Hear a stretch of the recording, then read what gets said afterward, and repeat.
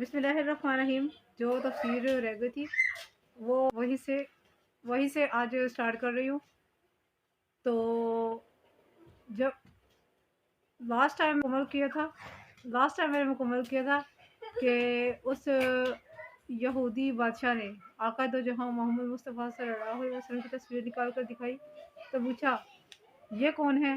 تو ہم لوگ بے ساختہ پکار اٹھی کہ یہ ہمارے آقا ہیں محمد صلی اللہ علیہ وسلم.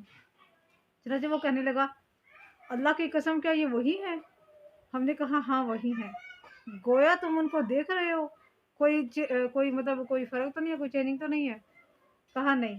وہ کچھ دیر تصویر کو دیکھتا رہا، پھر کہنے لگا سنو، یہ آخری کھانا تھا لیکن میں نے تمہیں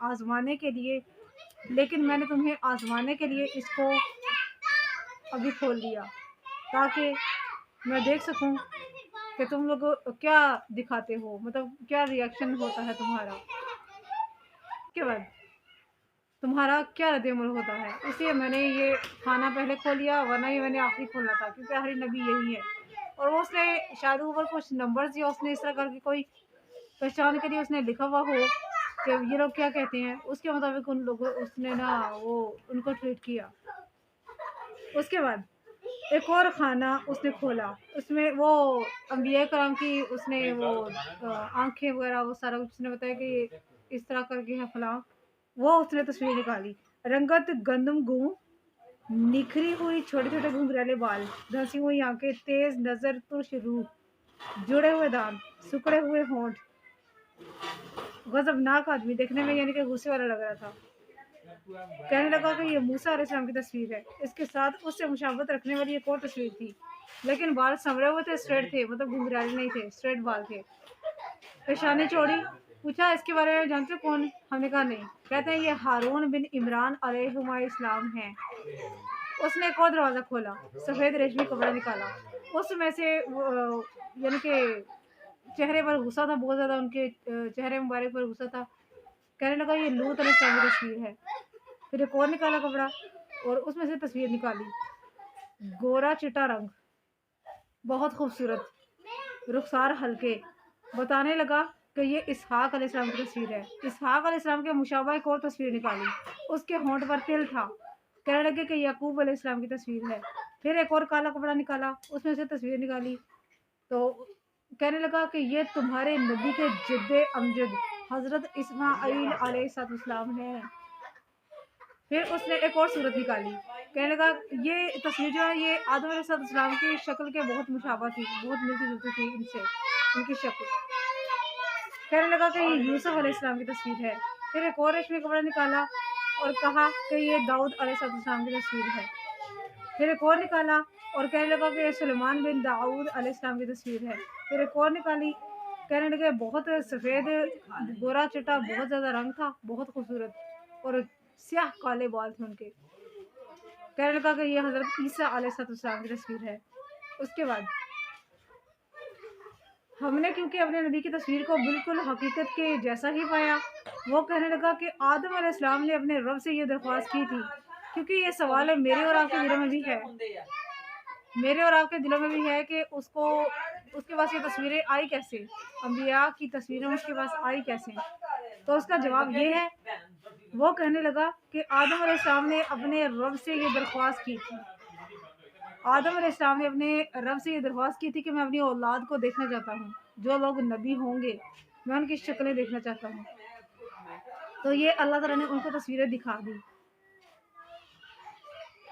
اللہ تعالیٰ نے انبیاء کی تصویریں آدم کو دے دی. یہ اللہ تعالیٰ کی طرف سے تھی تصویریں. یہ تصویریں مغربی علاقے میں حضرت آدم علیہ السلام کے خزانے میں محفوظ تھیں. پھر وہاں سے ذوالقرنین علیہ السلام نے یہ تصویریں نکال کر حضرت دانیال علیہ السلام کے سپرد کر دی. پھر وہ بادشاہ کہنے لگا اللہ کی قسم میری تو خواہش یہ تھی کہ میں اپنے ملک اور بادشاہت کو خیر آباد کہہ دیتا اور مرتے دم تک تم میں سے کسی کم ترین کے ہاں غلامی کر لیتا. مجھے یہ زیادہ محبوب تھا، یہ حکومت چلانے سے، یہ بادشاہت کرنے سے مجھے یہ زیادہ پسند تھا. پھر اس نے ہم کو بہت زیادہ انعام و اکرام، سونے، ہیرے، وہ ہے چاندی وغیرہ، اس کے گفٹس وغیرہ دیے، سکے وغیرہ دیے. اور واپسی चनाचे उसने हमें बहुत सारे इनाम इकराम के साथ नवाजा। सोने हीरे चांदी के उसने हमें वो दिए और हम लोगों की वापसी के सफ़र के इंतजाम भी कर दिए। ये टॉपिक हो गया मुकम्मल। अब आगे छोटा सा रह गया है, वो करती हूँ। जनाब सैयदना सदीक़ अकबर रज़ी अल्लाह ताला अन्हा के पास हम लोग गए। हज़रत हफ्सा रज़ी अल्लाह फरमाते हैं हम इनके पास गए, आपको ये सारे का सारा वाक़या सुनाया। तो सदीक़ अकबर रज़ी अल्लाह ताला अन्हो ने रो दिए और फरमाया, मस्कीन, अगर अल्लाह ताला की तौफीक इसके साथ शामिल होती तो वो ज़रूर ऐसा करता। फिर आप फरमाने लगे, आका दो जहाँ सल्लल्लाहु अलैहि वसल्लम ने हमें खबर दी है कि वो नसारा और यहूद अपनी किताबों में नबी करीम सल्लल्लाहु अलैहि वसल्लम के औसाफ़ जमीला पाते हैं, उनके पास मौजूद हैं। कहते हैं कि आप सल्लल्लाहु अलैहि वसल्लम को उनके जो किताब में है वो ये है औसाफ। उम्मियों यानी कि अनपढ़ों का, उम्मियों का मुहाफिज बनाया है। तुम मेरे बंदे और रसूल हो, तुम्हारा नाम मुतवक्किल है, ना सख्त मिजाज और ना संगदिल। अल्लाह ताला आपको इस वक्त तक वापस नहीं बुलाएगा जब तक आप इस गलत राह पर चलने वाली उम्मत को सीधा ना कर दे, यानी वो कलमा पढ़कर ईमान ले आए और आप इनके बंद दिलों, बहरे कानों और अंधी आंखों से पर्दे उठा दें। अता कहते हैं मैंने यही सवाल हज़रत काब रज़ी अल्लाह ताला अन्हो से किया, तो जवाब में यही उन्होंने फरमाया। उसके बाद कहते हैं कि हज़रत जबीर बिन मुताम बयान करते हैं कि मैं तिजारत की गर्ज से शाम की तरफ निकला। जब मैं शाम के करीब पहुंचा तो अहले किताब में से एक आदमी मुझे मिला। उसने पूछा कि तुम्हारे यहाँ कोई शख्स नबी है? मैंने कहा हाँ। उसने पूछा कि तुम उसकी तस्वीर देखकर पहचान लोगे? हाँ।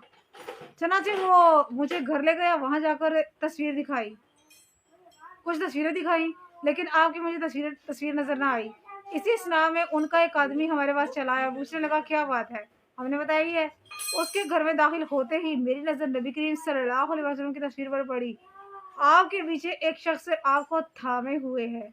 मैंने पूछा कि इस तस्वीर में आपके पीछे किस शख्स की तस्वीर है जो आपको पकड़े हुए है? उस शख्स ने बताया कि ये नबी नहीं है, लेकिन अगर आपके बाद कोई नबी होता तो यही होता। आप सल्लल्लाहु अलैहि वसल्लम के बाद कोई नबी नहीं आएगा और ये आपके साथ आपके बाद वाले खलीफा हैं। मैंने गौर की तो सैयदना सिद्दीक़ अकबर रज़ी अल्लाह ताला अन्हो थे। हज़रत इकरा मुअज़्ज़न उमर रज़ी अल्लाह ताला अन्हो बयान करते हैं, हज़रत फ़ारूक आज़म ने मुझे एक पादरी को बुलाने के लिए भेजा। जब वो हाजिर हुआ तो फ़ारूक आज़म ने उससे पूछा कि क्या तुम किताब में मेरा भी जिक्र पाते हो? उसने असबात में जवाब दिया, गर्दन हिलाई ऐसे करके, ये असबात में जवाब देना कहलाता है। पूछा किस नाम से? उसने कहा कि आपको कर्ण कहा गया है। फारूक आज़म ने अपना धुरा उठाया और कहा कर्ण का मतलब क्या है? कर्ण किसको कहते हैं? जी उसने बताया, मर्द आहिन, शदीद गिरफ्त वाला अमीर। फिर फारूक आज़म ने पूछा मेरे बाद होने वाले खलीफा का क्या नाम है, क्या लिखा हुआ है? उसने जवाब दिया वो खलीफा सालेह होंगे, लेकिन अपने अकरबा यानी कि रिश्तेदारों को तरजीह देंगे। आपने फरमाया अल्लाह ताला उस्मान पर रहम फरमाए 3 बार। आपने पूछा उसके बाद?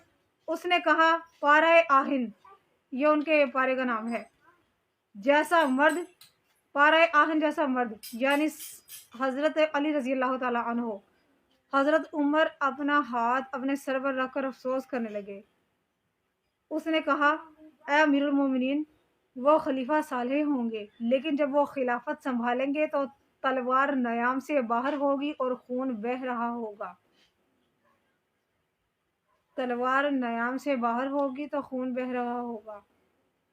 ये बनता है सैयदना हज़रत अली मुर्तज़ा रज़ी अल्लाह ताला अन्हो का, ये वाला कि जब ये अमीर बनेंगे, क्योंकि उस्मान गनी फ़ारूक आज़म के बाद यही आए थे ना आखिरी खलीफा, 4 खुलफाए राशिदीन। तो ये चीज़ है। बाकी इससे ज़्यादा मैं और कुछ नहीं बयान कर सकती खोल कर, तो इस इंफॉर्मेशन को शेयर कर दीजिएगा इफ़ पॉसिबल।